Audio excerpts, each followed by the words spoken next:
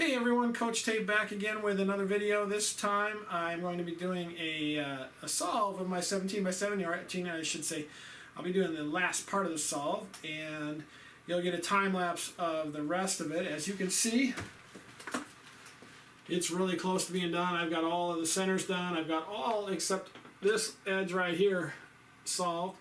I'm going to go ahead and get that solved, and then I will do a video of the 3 by 3 stage and you get a chance to see that. So we'll go ahead and get into that. And if you didn't notice, I am wearing another one of my custom shirts. This is another design of mine. This is How I 4 by 4. You can see that just right there. This one has been relatively popular at some of the competitions I've gone to, and I'm going to go ahead and show that off tonight. So I'm just going to go ahead and stop the video here, and I will get this edge solved, and then we'll get right into the 3 by 3 stage.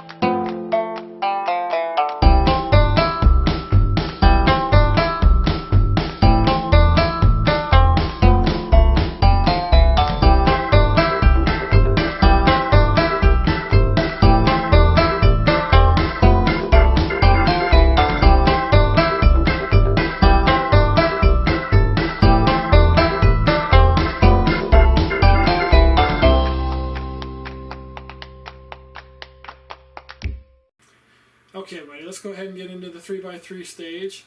I am a white cross solver. I'm going to do F2L, and you will see my awesome technique. I am, like I said, I am not the fastest solver in the world, and you're about to get a perfect demonstration of that.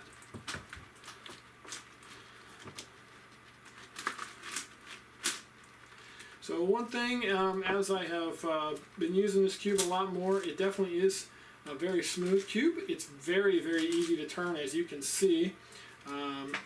Again, the only thing with it is you got to make sure that it's aligned well, and you know, the magnets really do help with that a lot, and has made it really easy to get it into this state. It actually went much faster than I thought it would to do the solve and to get into this state. I was expecting it to take a few weeks. And there you go. You can see where it's catching a little bit. So a lot of times you just do like an R3 there instead of an R.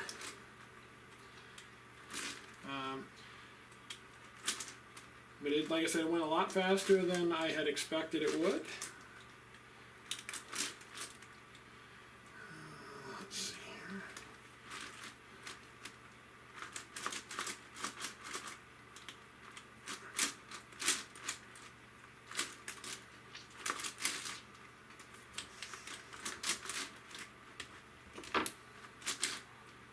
Definitely not going to be in the Kevin Hayes territory or anybody else, you know, setting world records on this cube. But that's quite all right.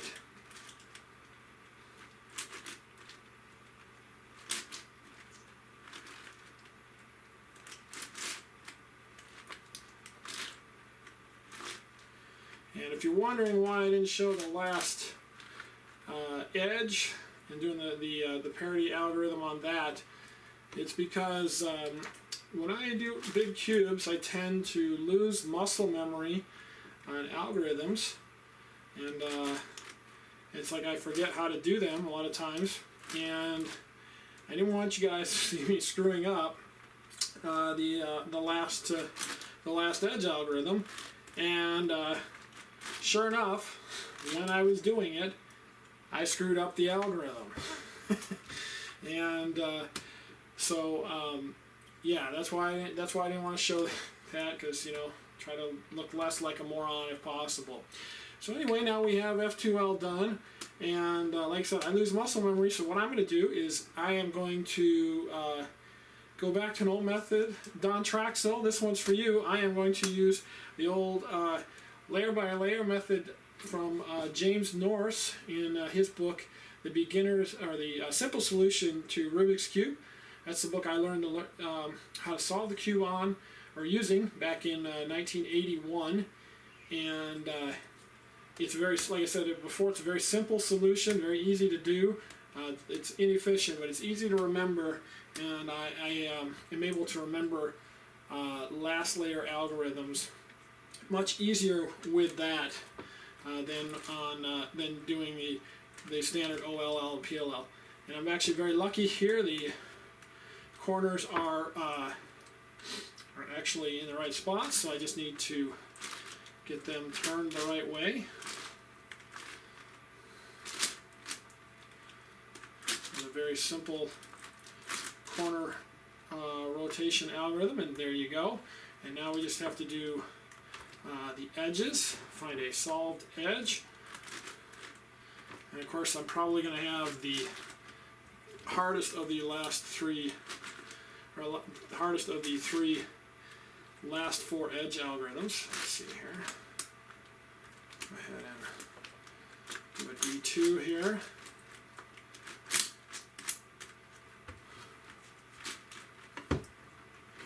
And that in place. Oh, I might have gotten lucky. No, so indeed, I've got the two edges flipped. This is the K pattern. It's called that because it's, you know, it's basically a K shape, and so it's this actually is two algorithms to solve.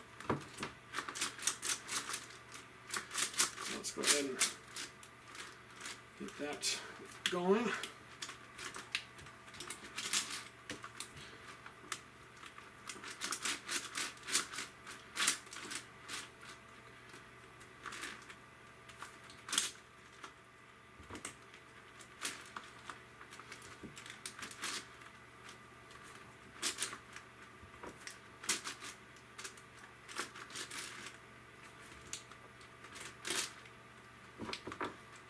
As you might imagine, holding this cube like this is a little heavy. And we're getting real close here. Just gotta do an F2 here. And one more algorithm. Looks like I may have screwed that up somehow. I don't know how though. Interesting, I'm not sure quite what I did, so I may have messed that up. If I did, well, like I said, you guys get to see me screw things up, that's okay too.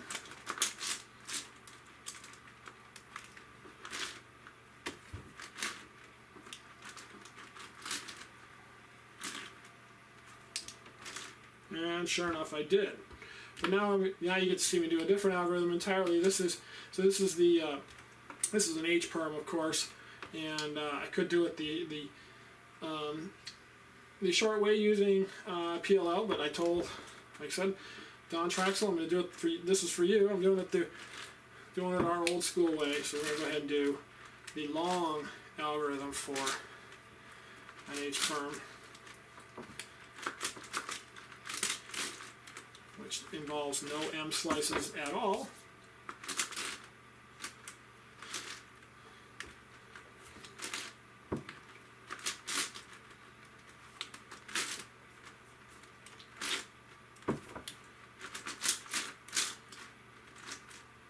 Oops. Make sure I get that right.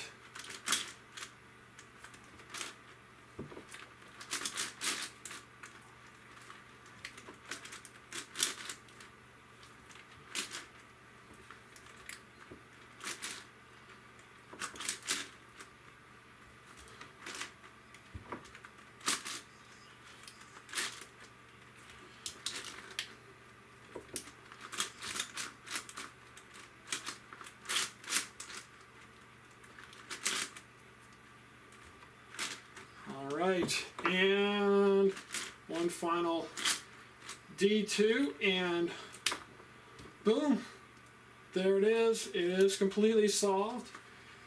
Somebody asked me earlier today how long I think it took to solve. I would say probably a total of about 8 hours, something like that. Like I said, I actually thought it would take me much longer than it did, but it is now done. And you've gotten to see just a little bit of the old school way of solving, at least for the last layer. Anyway, if you like the content that you've seen, go ahead and hit that subscribe button, hit the bell so you'll get notified anytime I put up a new video. And go ahead and hit a like on this one, and I look forward to seeing you in my next video. Thank you, everyone.